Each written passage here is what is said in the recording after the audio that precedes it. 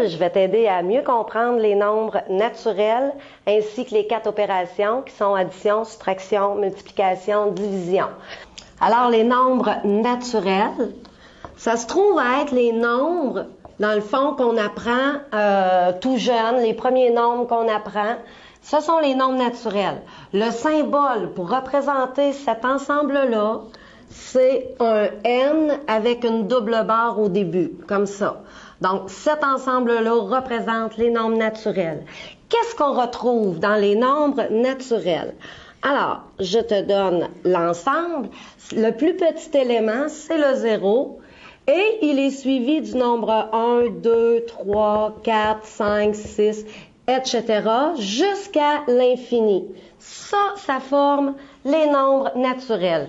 Ça se trouve à être des nombres entiers et positifs. Ce qui est important de comprendre, c'est qu'il y a 2 sortes d'opérations. Je parle de addition et soustraction. Quand on fait une addition et une soustraction dans les nombres naturels, on réfléchit d'une façon et cette façon-là, tu l'as en avançant ou en reculant sur la droite numérique. Alors, je t'explique. 1, 2, 3, 4, 5, 6, 7, 8, 9. Donc, je fais des exemples très simples. Disons que je veux calculer 3 plus 4.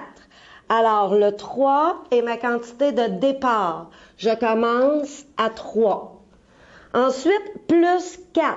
Donc, plus, c'est le sens vraiment positif. Donc, on suit la flèche et on se trouve à avancer de 4 espaces. Donc, à partir du 3, et je ne le compte pas, je compte que les avancements. Donc, 1, 2, 3, 4. Ce qui me donne, tu vois ici, le résultat qui est 7. Par contre, si je fais une soustraction, je veux calculer, par exemple, 8 moins 3. Donc, 8, le premier chiffre est ton nombre de départ sur la droite numérique. Et quand on soustrait, on doit reculer. Donc, on doit revenir vers le 0, ici, de 3 espaces. Donc, 1, 2, 3. Et mon résultat, c'est l'endroit où j'arrive, qui est donc 5. Par contre, on doit faire attention, on doit toujours respecter le sens de la soustraction. Autre exemple, disons 3 moins 5. Alors, je commence à 3 et je recule de 5.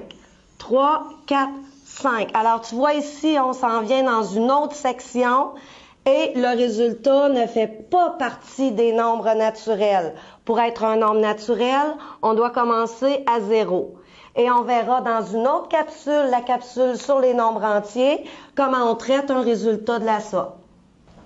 Maintenant, nous allons voir la multiplication et la division, qui sont des opérations qui font le contraire. Ce sont des opérations inverses.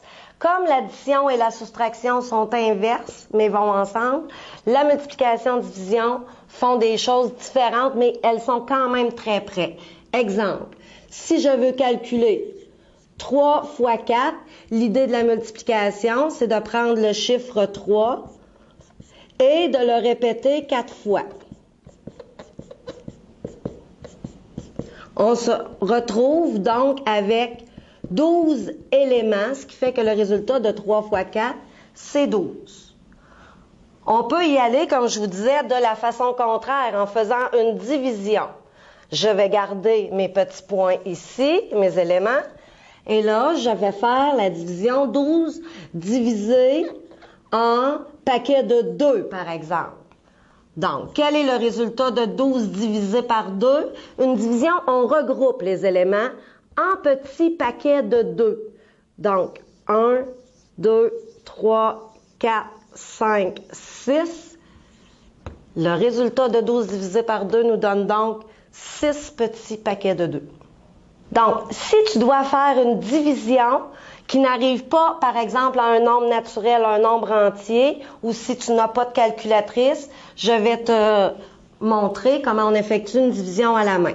Donc, 542, je veux diviser ce nombre-là en paquets de 3. Premièrement, bon, 3, c'est le diviseur. Je me demande, 3 entre combien de fois dans 5? Il rentre seulement qu'une fois. Je l'écris ici et je calcule 1 fois 3, ce qui me donne 3 que je vais enlever au 5. Ce qui va me faire 5 moins 3, le résultat 2. Il faut absolument que quand je fais la soustraction, ça me donne quelque chose de plus petit que mon diviseur. Bon, je continue la division.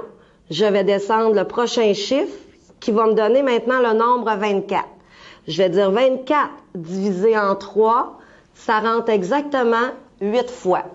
8 fois 3, on doit toujours refaire la multiplication ici. Donc, 3 fois 8, 24. Et comme tantôt, je fais la soustraction. Ici, il me reste 0. Et c'est toujours la même chose. Tu prends ton reste, tu descends le chiffre suivant. Là, c'est 2. Et on se repose immédiatement la question, combien de fois est-ce que 3 va entrer dans 2? Il rentre 0 fois, parce que 2, c'est plus petit que 3. Bon, rendu là, maintenant, je voudrais ensuite, bon, 0 fois 3, ça va me faire 0. Je soustrais et j'ai mon reste 2. Mais j'ai encore un reste. La division n'arrive pas de façon exacte. Je vais donc continuer la division. À ce moment-là, étant donné qu'il me reste 2 ici et que je n'ai plus de chiffre à descendre, je vais donc ajouter un 0 au dernier reste ici et en même temps ajouter la virgule à mon résultat.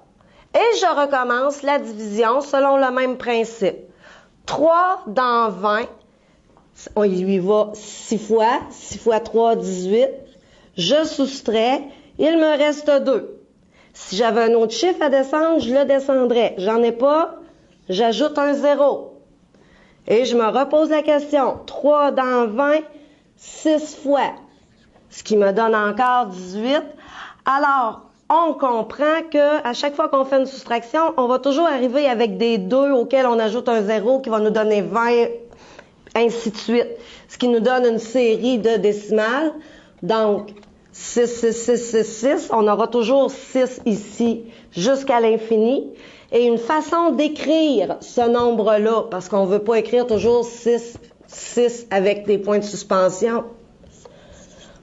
Nous allons dire 180,6 et pour indiquer que c'est le 6 qui se répète à l'infini, on ajoute à ce moment-là un petit trait sur la partie qui se répète toujours et qui devient un nombre qu'on appelle périodique.